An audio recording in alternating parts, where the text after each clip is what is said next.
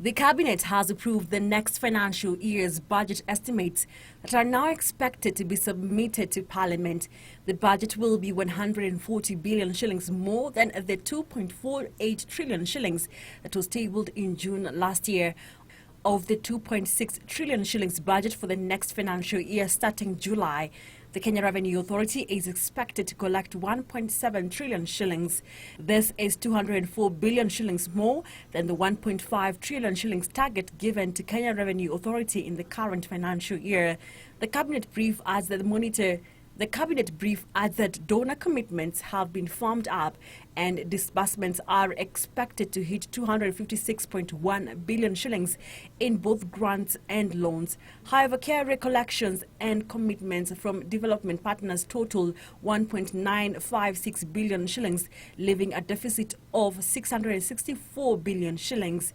This, according to East African Tax Consulting Managing Partner Starlings Mushiri, could be filled by a mix of both local and foreign borrowing. He says, and I quote, "The government is likely to seek for a budgetary support for development partners such as the World Bank, the IMF, the African Development Bank and Exim Bank of China.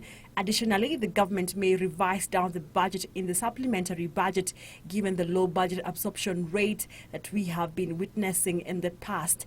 End of quote. George Minor, a tax partner at Road, says the most likely way the government will plug the deficit is through debt financing. Minor says, and I quote, "We have heard about the government's plan to float a sovereign bond or another Eurobond, and this may come in handy to raise the over 600 billion shillings."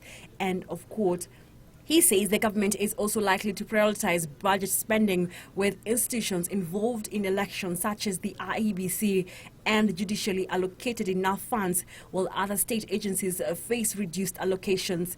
Among the key highlights in the budget estimate is 100 billion shillings proposed to cover salary increases for all public servants starting this July this year.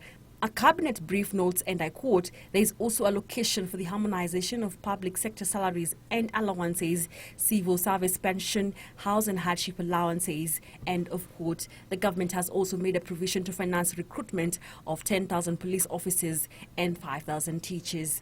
Caroline Jengo reporting for Business Insight.